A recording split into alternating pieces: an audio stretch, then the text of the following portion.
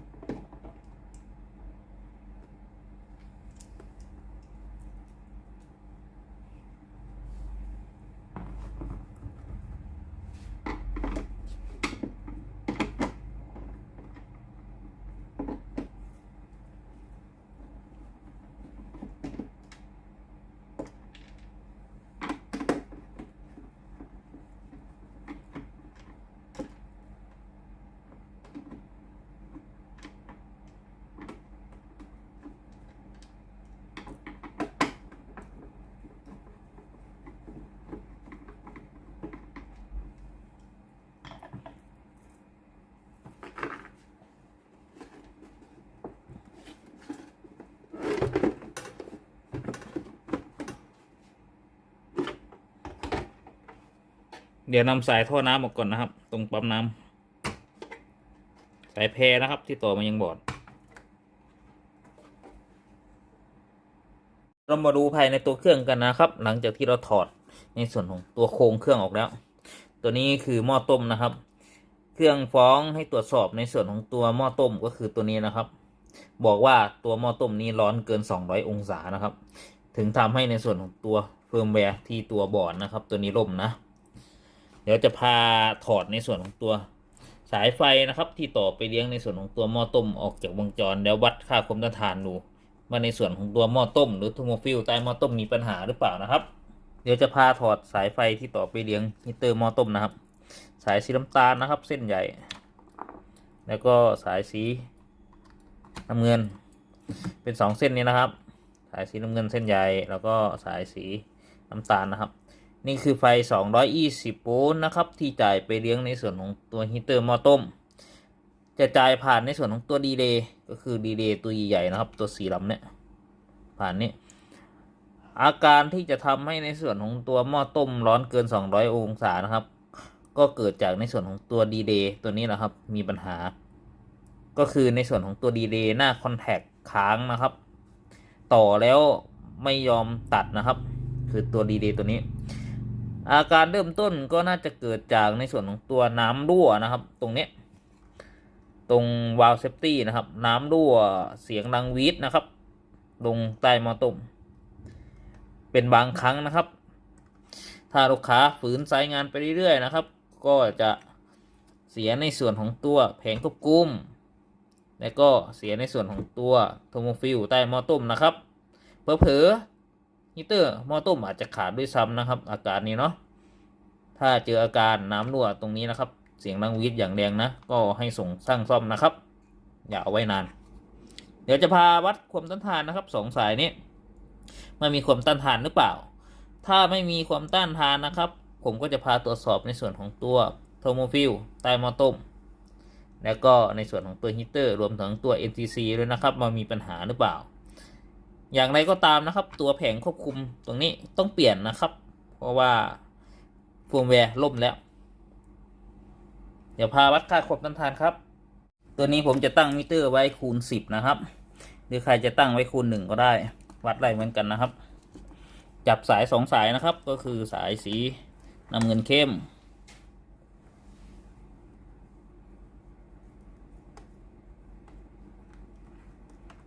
แล้วก็สายสีน้ำตาลนะครับ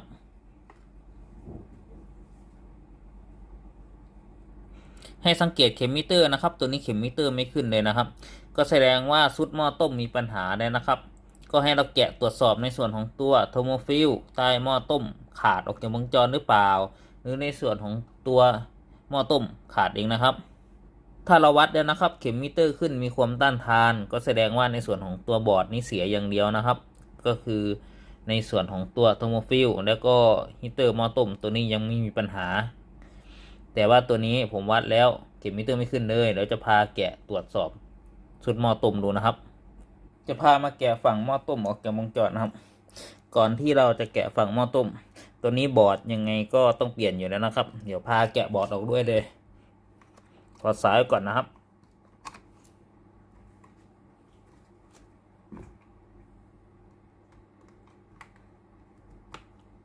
สายเซนเซอร์ครับตัวนี้สายเซนเซอร์หม้อต้มครับ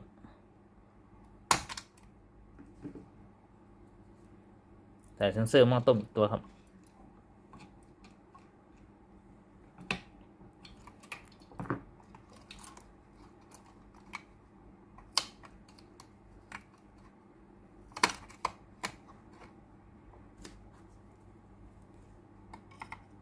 ขันน็อตอีก2ตัวครับ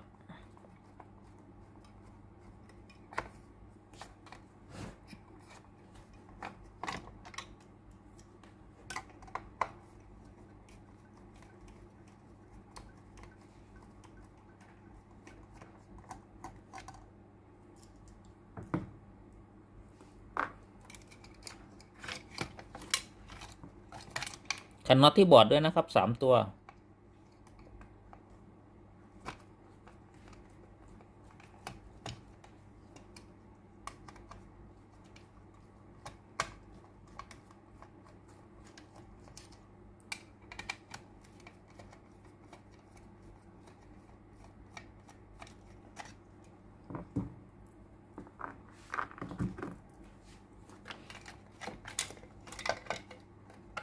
ถอดสายออกก่อนครับ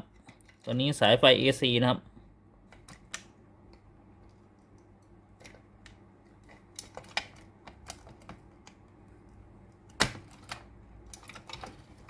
ส่วนตัวนี้สายไฟที่ต่อไปเลี้ยงฮีเตอร์หน้าเตานะครับ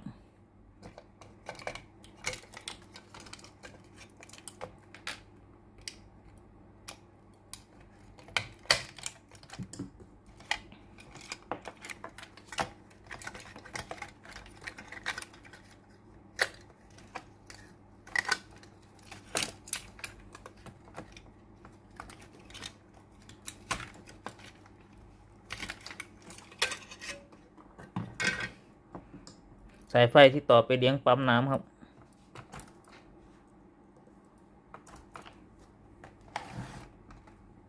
ตัวนี้ถอดสายไฟที่ต่อมาเลี้ยงโซเลนอยด์วาล์วเลยครับ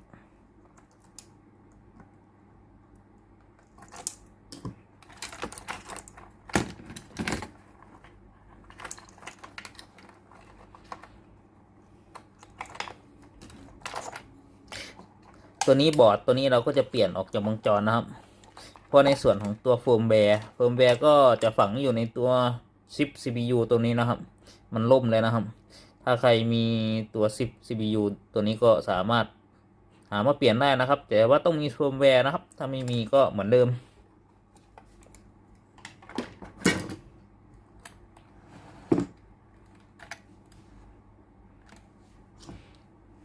เดี๋ยวถอดในส่วนของตัวท่อยางออกก่อนนะครับ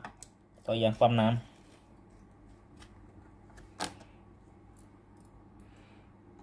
แล้วก็ท่อยางของเซอร์นอยวาล์วนะครับ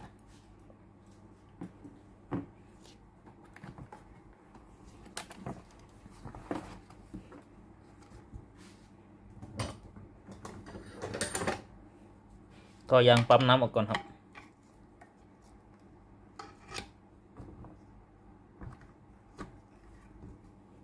ตอนนี้ท่อยางเซอร์นอยวาล์วออกด้วยครับก่อนในส่วนของตัวจุกปิดหม้อต้มออกด้วยนะครับ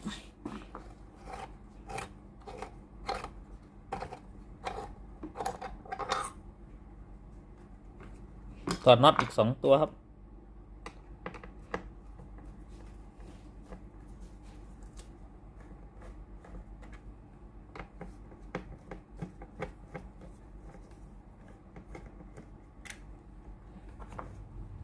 น็อตตรงนี้เลยครับ1 ตัว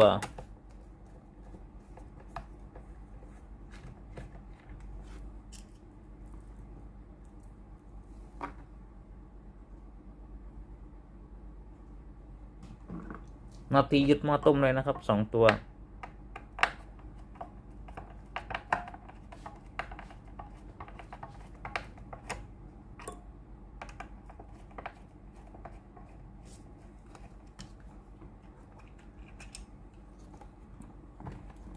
ฝั่งนี้ด้วยนะครับ1 ตัว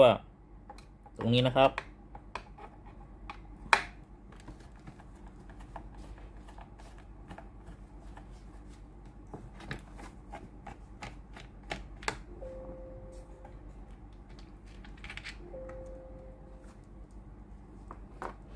นำสายออกด้วยครับตัวนี้ผมจะยกออกทั้งชุดหม้อต้มเลยนะครับเดี๋ยวมาดูกันตัวยางออกด้วยครับ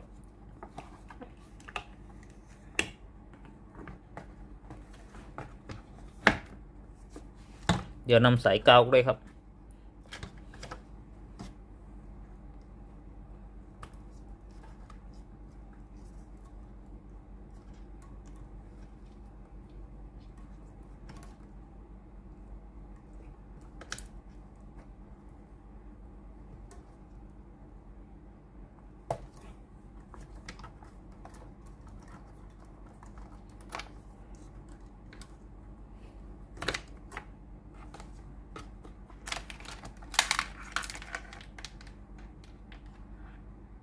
หลังจากที่เราถอดตัวหม้อต้มออกจากวงจรเนี่ยนะครับเดี๋ยวเรามาดูในส่วนของตัวยางรองหม้อต้มดูนะครับตรงนี้นะครับตัวนี้ไหม้เลยนะครับละลายเลยฝั่งนี้ติดกับตัวหม้อต้มเลยเห็นไหมครับสีดำๆฝั่งนี้ได้ครับให้เราสังเกตง่ายๆนะครับถ้าหม้อต้มร้อนเกิน200 องศานะครับตรงนี้จะไหม้เลยนะครับละลายเลย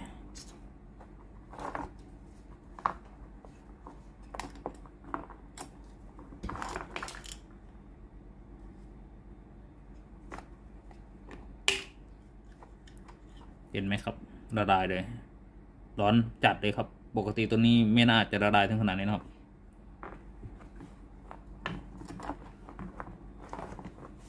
ฝั่งนี้ด้วยติดกับตัวโครงหม้อต้มนะครับเดี๋ยวผมก็จะทำความสะอาดนะเดี๋ยวก็จะพามาดูในส่วนของตัวโทโมฟิลต่อไปนะครับจากที่เราแกะเข้ามาภายในของตัวหม้อต้มเลยนะครับเราก็จะมาดูตัวโทโมฟิลนะครับก็คือฟิล2 ตัวนี้ดูจากตาเปล่าก็เห็นเนี่ยนะครับว่าโทโมฟิลนี่ขาดออกจากวงจรนะก็คือจากออกจากวงจรไม่ต่อวงจรเนี่ยนะครับทั้ง2 ตัวเลยก็แสดงว่าในส่วนของตัวหม้อต้มตัวนี้ร้อนเกิน200 องศาแน่นอนนะครับตามที่ระบุไว้เลยถ้าเป็นของบริษัทนะครับตัวโทโมฟิล2 ตัวนี้ไม่มีขายนะครับขายฟิลพร้อมกับหม้อต้มทั้งชุดนะครับก็คือชุดนี้เลยทั้งหมดเลยลูกค้าก็จะได้ไปทั้งชุดเลยนะครับราคาก็ประมาณ 3,000 อัพนะครับไม่มีแยกขายนะเว้นเฉพาะเราหาซื้อตัวโทโมฟิลจากด้านนอกนะครับมาเปลี่ยนเอง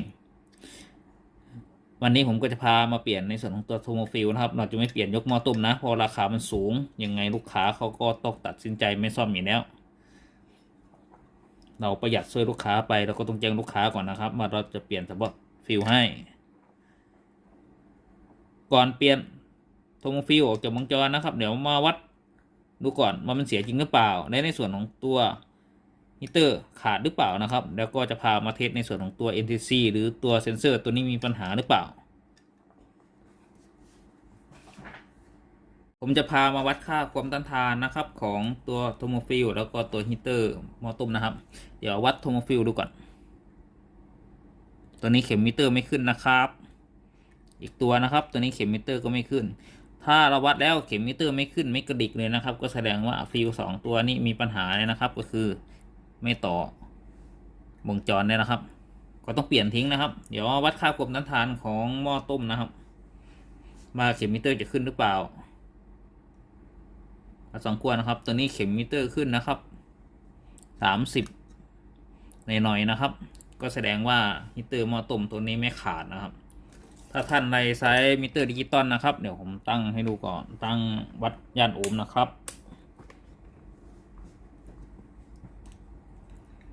เดี๋ยวจะวัดฮีเตอร์หม้อต้มก่อนนะครับว่าค่าความต้านทานเท่าไหร่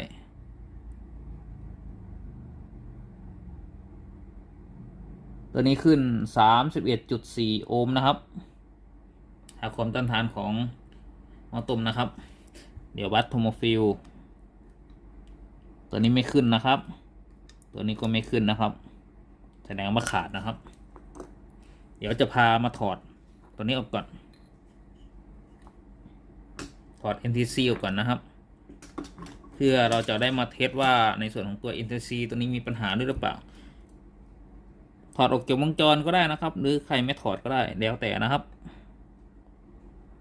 แต่ว่าตัวนี้ผมจะผ่าถอดออกจากวงจรก่อน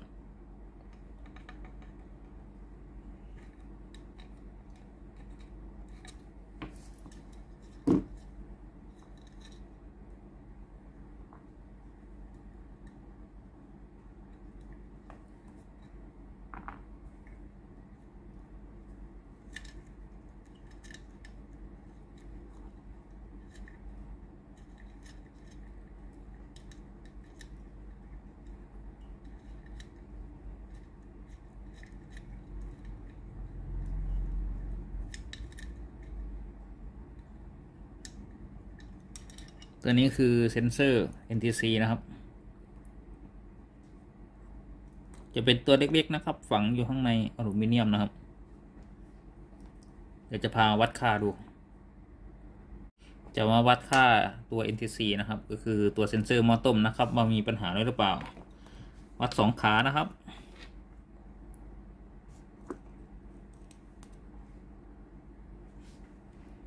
สังเกตตัวเลขดิจิตอลนะครับขึ้นประมาณ 189K นะครับประมาณ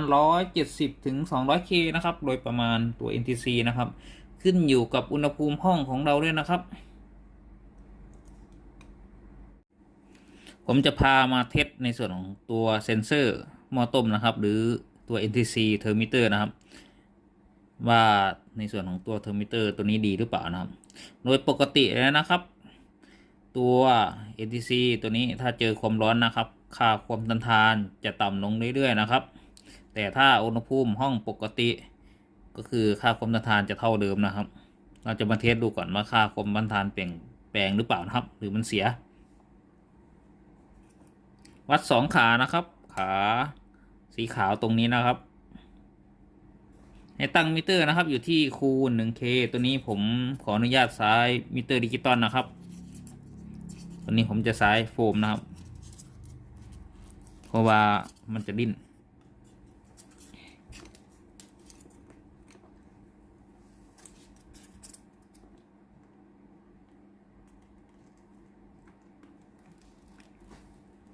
ดูนะครับตอนนี้ค่าความต้านทานสูงนะครับเราก็จะใช้ในส่วนของตัวปลายหัวแดงนะครับที่เสียบปลั๊กร้อนๆนะจี้ลงไปที่ตัวเซ็นเซอร์เลยนะครับความต้านทานตัวนี้ก็จะเริ่มต่ำลงเรื่อยๆนะครับ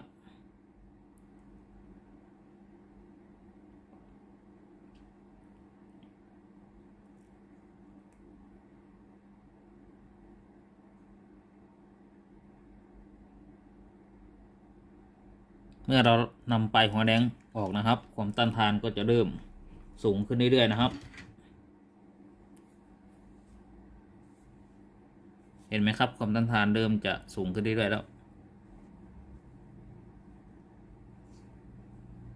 ตัวนี้ผมจะใช้ในส่วนของตัวผ้าเปียกนะครับผ้าเปียกลองจับดูนะให้มันเย็นนะครับ จะมองได้ชัดเจนขึ้นเห็นไหมครับมาเจอกับความเย็นเห็นไหมครับความดันทานก็จะเพิ่มขึ้นเรื่อยๆ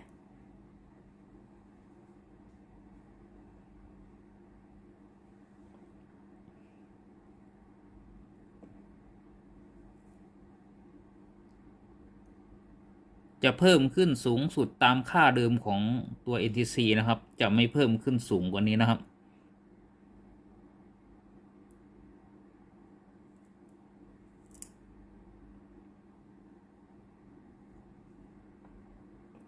ตอนนี้ก็ยังอุ่นๆอยู่นะครับถ้าอยากให้เห็นผลดีกว่านี้นะครับสายน้ำเย็นนะครับจุ่มลงไปเลยก็จะเร็วกว่านี้นะครับตัวนี้คือตัว NTC หรือตัวเซนเซอร์ตัวหม้อต้มดีนะครับตัวนี้ทดสอบให้ดูเลยนะเวลาซ่อมงานนะครับจะมาใส่ในส่วนของตัวเซนเซอร์เข้าที่ให้เรียบร้อยนะครับตัวเซนเซอร์ตัวนี้ไม่เสียนะ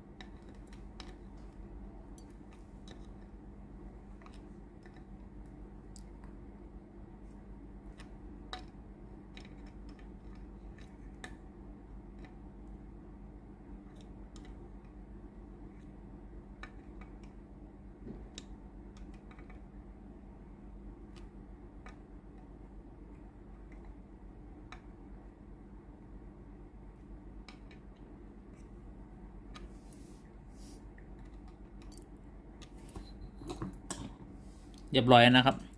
ส่วนตัวโทโมฟิลนะครับตัวนี้เราก็จะตัดสายออกเลยนะครับ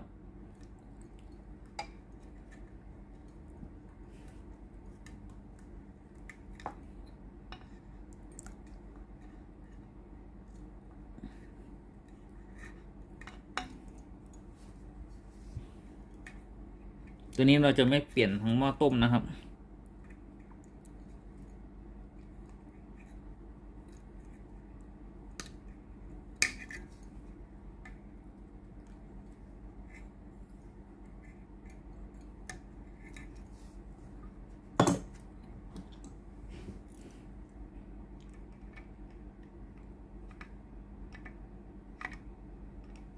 ถอดน็อตออกก่อนนะครับน็อตตัวเมีย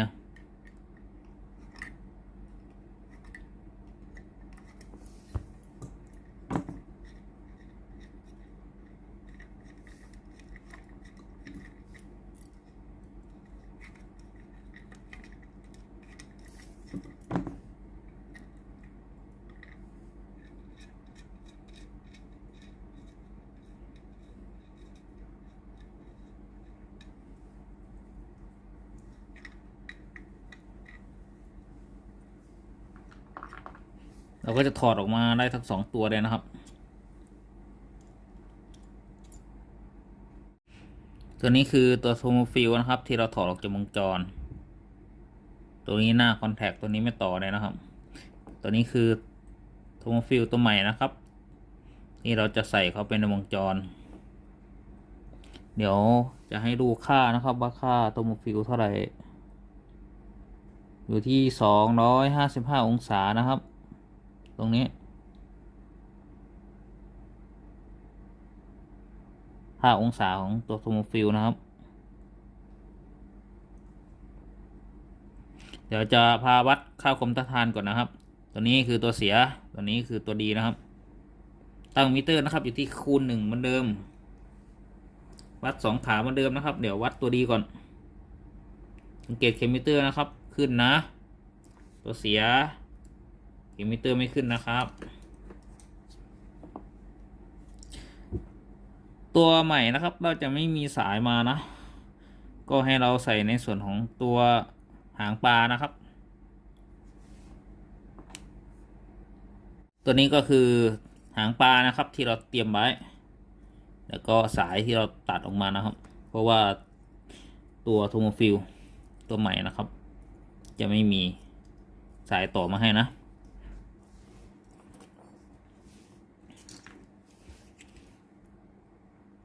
แรกเราก็ปอกสายก่อนนะครับ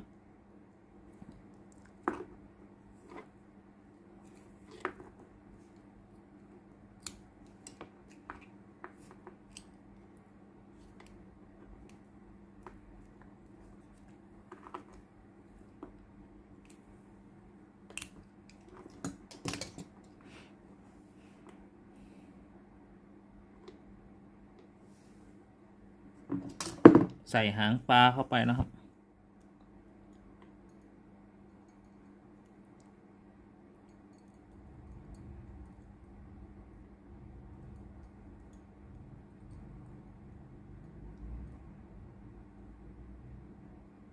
ตัวนี้รัดให้แน่นให้เรียบร้อยนะครับ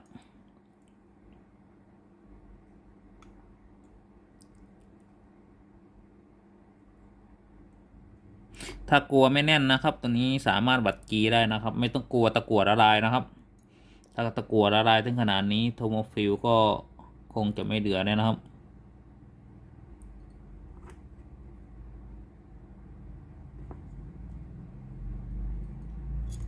ตัดอย่างนี้นะครับให้แน่นไปเลย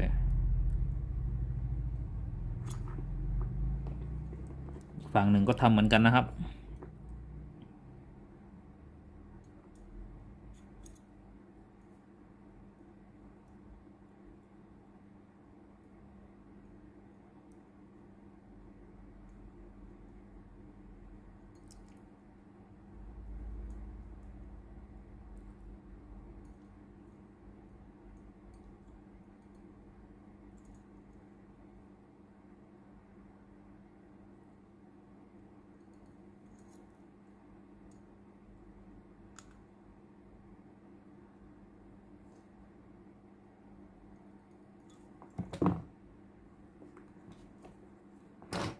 ตอนนี้ก็เรียบร้อยแล้วนะครับ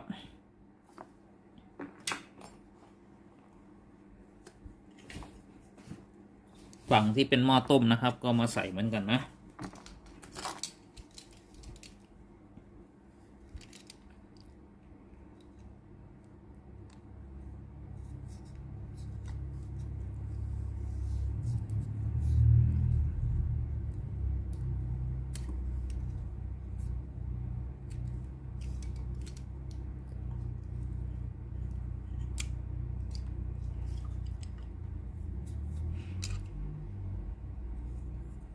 ถ้าใครมีงบประมาณเยอะก็ซื้อทั้งชุดหม้อต้มก็ได้นะครับ แต่ราคาก็ค่อนข้างจะสูงนะครับเรามาใส่หางปลาแล้วก็โทโมฟิลไม่กี่บาทเองนะครับประหยัดเยอะแล้วก็ปลอดภัยเหมือนเดิมนะครับไม่ใช่ไม่ปลอดภัยใส่ค่าเดิมนะครับ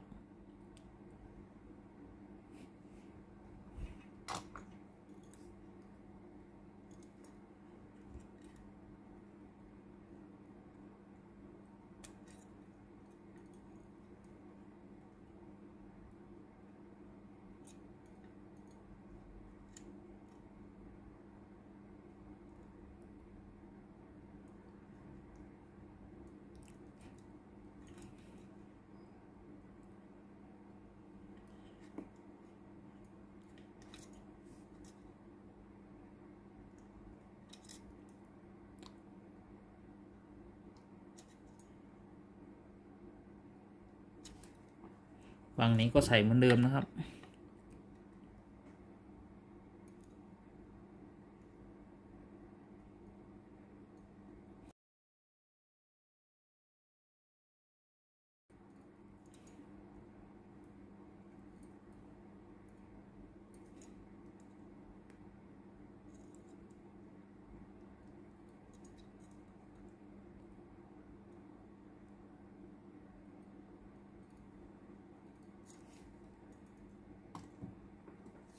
ก็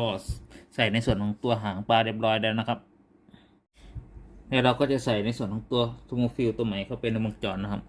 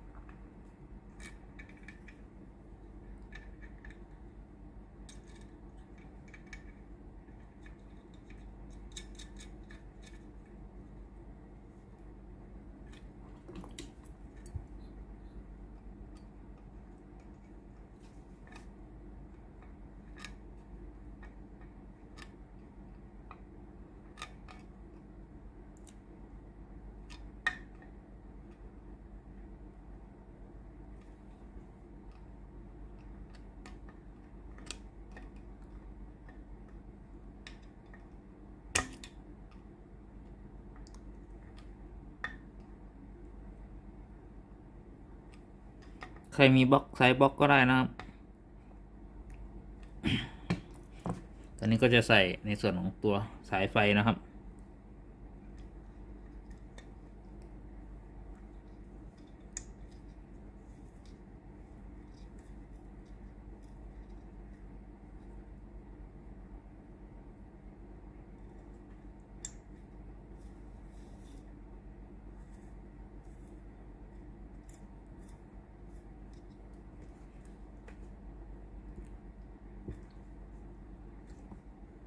ตัวนี้ก็จะแน่นเลยนะครับ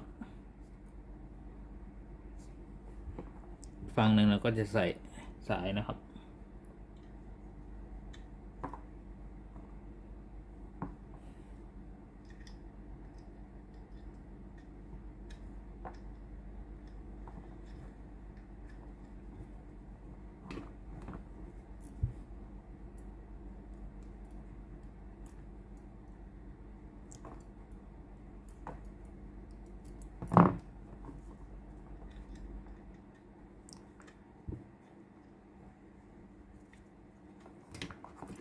ถ้าตัวไหนหลวมๆหน่อยก็พยายามหนีบเข้าหน่อยนะครับ กันสปาร์ก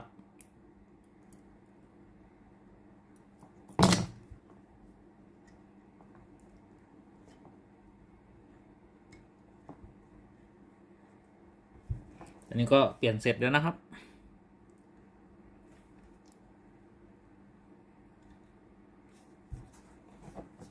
เสร็จเรียบร้อยนะครับ สวยงาม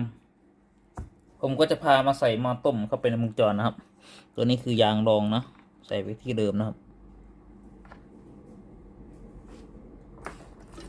ส่วนตัวนี้หม้อต้มใส่ฝั่งนี้ก่อนนะ ลูกยางก่อนนะครับ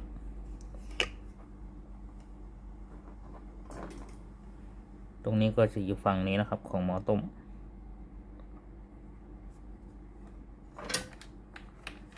ใส่สายเข้าไปก่อนครับ สายตัวนี้ก็จะมีตัวล็อกอยู่นะครับ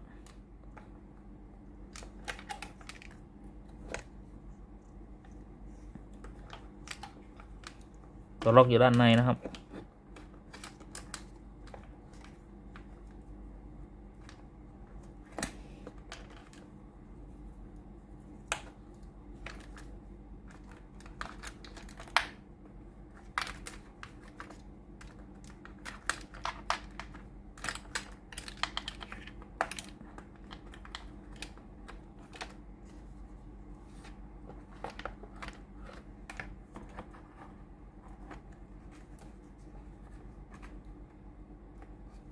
เราจัดยางเข้าที่ให้เรียบร้อยครับ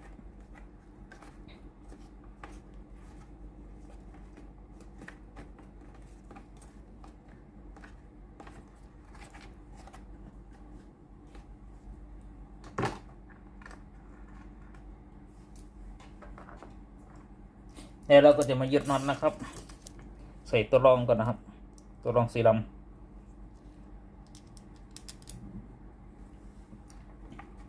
น็อตฝั่งนี้นะครับหนึ่งตัวตรงนี้นะครับ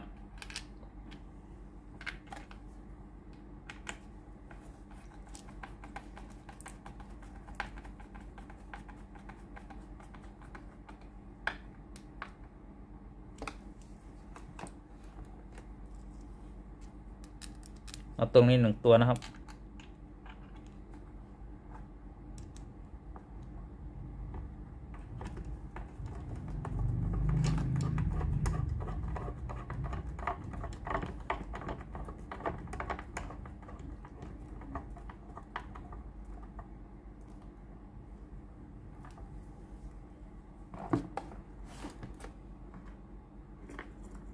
นับท้ายอีก2ตัว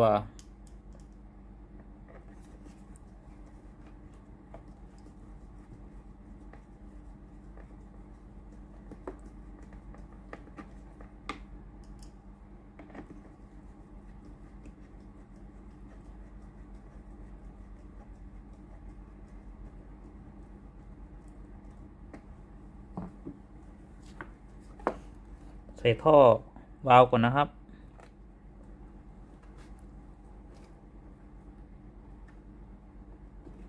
ใส่ตัวแคมล็อกสายก่อน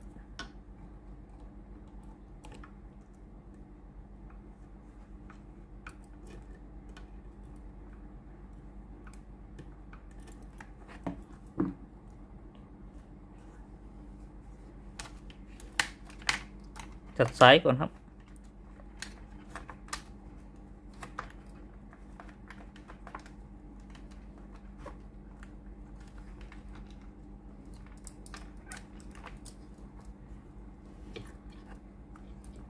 ตัวนี้สายเซนเซอร์นะครับส่วนตัวนี้สายกาวใส่เข้าไปก่อนครับ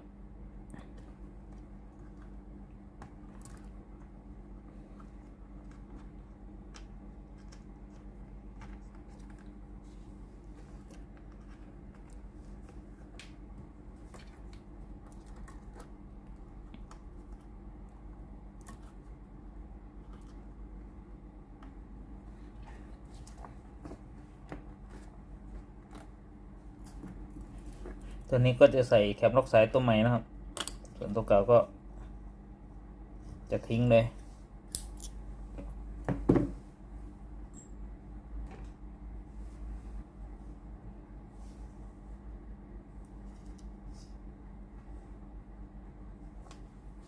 ใส่ท่อน้ำเข้านะครับตัวนี้ก็จะพันเทปก่อนนะครับ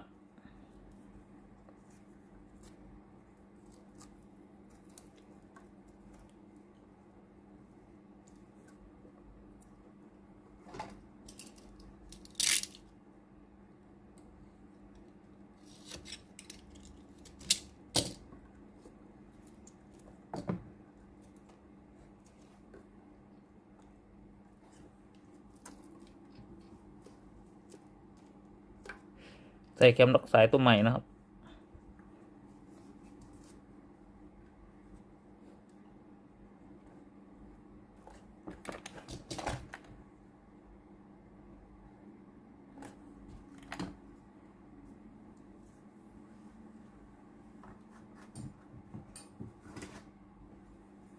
ตัวนี้ก็จะรัดให้แน่นนะครับ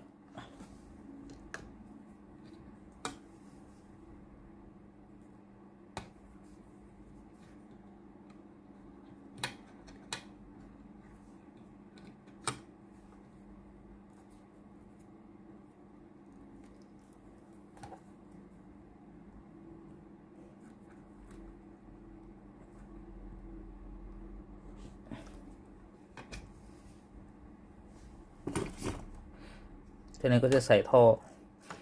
วาล์วเซฟตี้นะครับเป็นรูนะครับด้านล่างใส่เข้าไปเข้าที่ให้เรียบร้อยครับ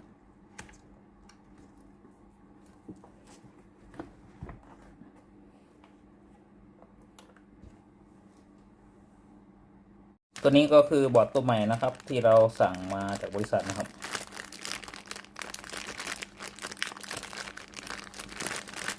นี้ต้องเปลี่ยนบอร์ดด้วยนะครับเพราะว่าเฟิร์มแวร์มันล่มแล้วมาทั้งชุดอย่างนี้นะครับ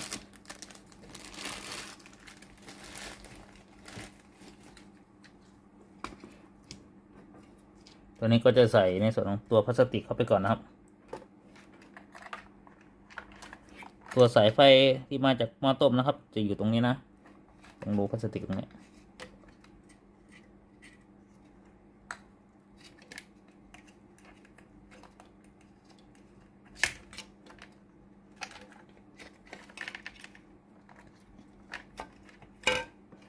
แล้วเราก็จะใส่บอร์ดตัวใหม่เข้าไปนะครับ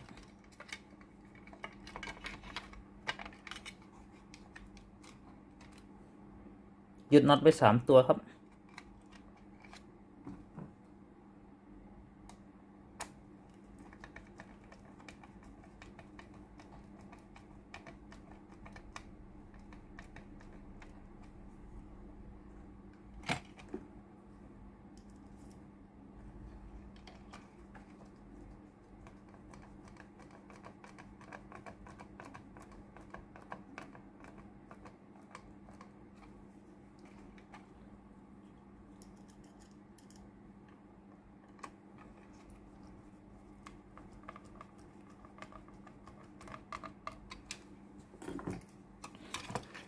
แล้วก็จัดสายนะครับ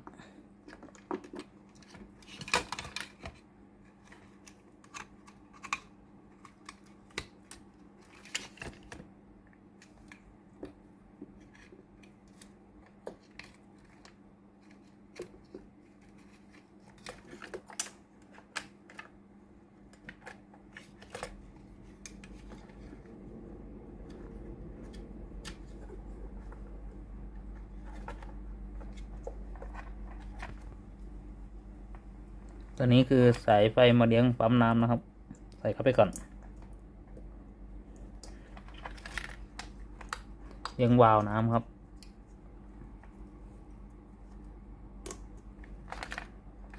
สายสีน้ำเงินนะครับสายไฟมาเลี้ยงปั๊มน้ำ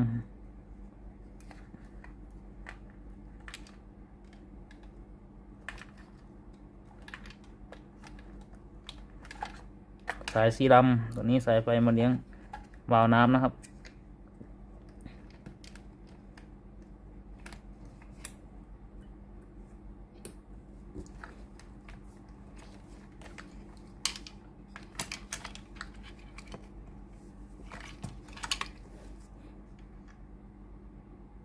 ตัวนี้สายไฟ AC นะครับ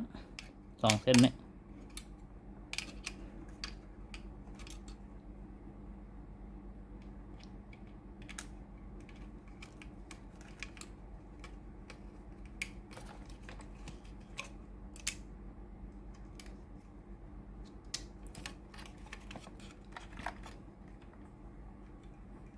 สายไฟไปเลี้ยงสุดหน้าเตานะครับ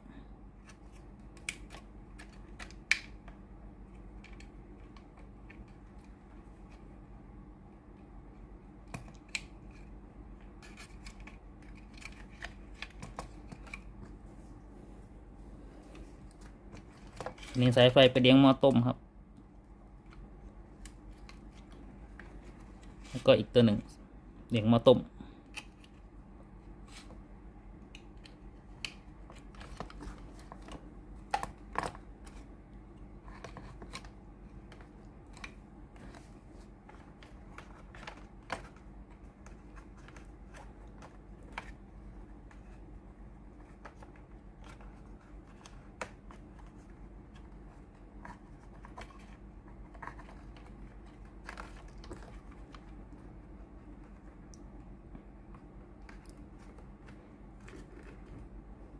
ยึดน็อตไปอีก2 ตัวครับ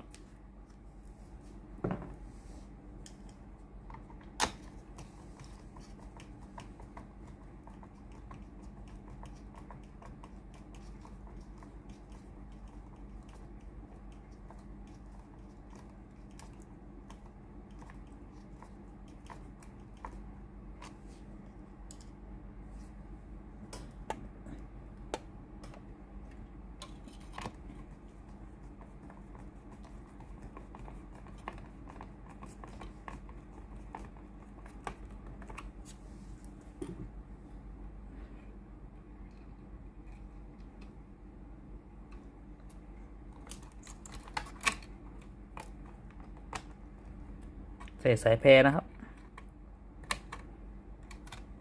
แล้วก็สายเซ็นเซอร์หม้อต้ม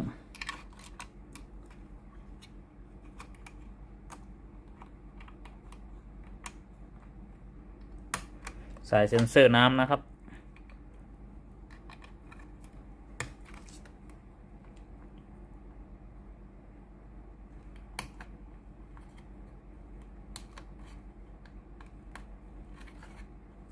ดูความเรียบร้อยอีกรอบหนึ่งครับ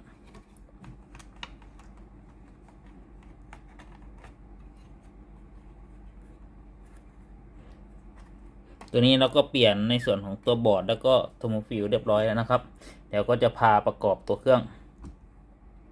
จากนั้นก็มาประกอบตัวเครื่องนะครับใส่ยางด้านหน้าก่อนนะ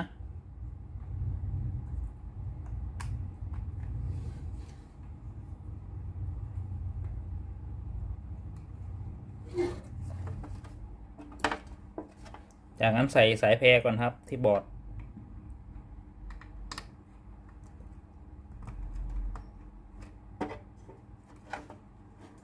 ใส่สายท่อน้ำกันครับ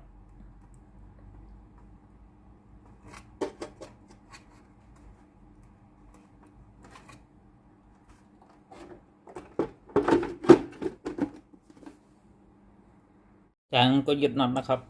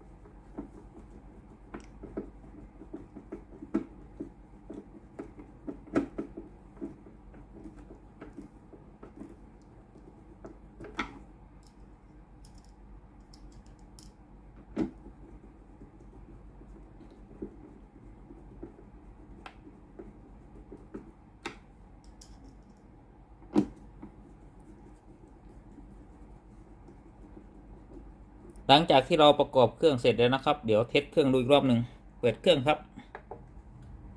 ตอนนี้ไฟด้านหน้าติดเลยนะครับเสียงวาล์วดีเซ็ตแล้ว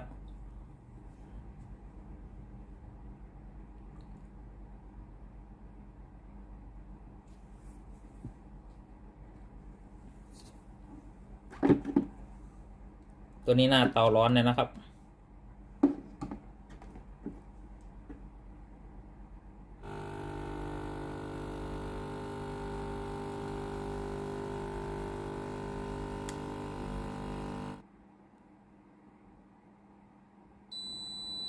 ตอนนี้เครื่องพร้อมใช้งานแล้วนะครับเดี๋ยวกดปุ่มจ่ายน้ำดู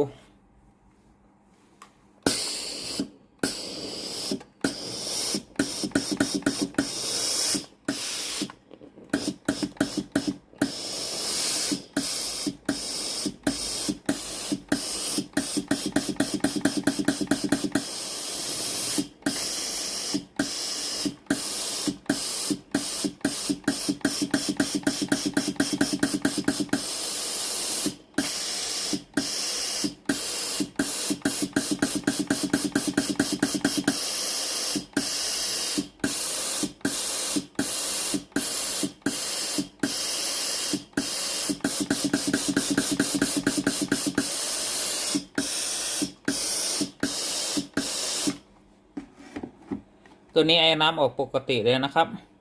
สรุปอาการเสียของเตารีดยี่ห้อฟิลิปนะครับ อาการไฟตรงปุ่ม power กับพริบตลอดเป็นไฟสีขาวนะครับกับพริบทีตัวนี้มีอะไรเสีย2ชิ้นนะครับ ก็คือในส่วนของตัวบอร์ดนะครับ ตัวนี้เฟิร์มแวร์ล่มนะครับ แล้วก็โทโมฟิลอีก2ตัว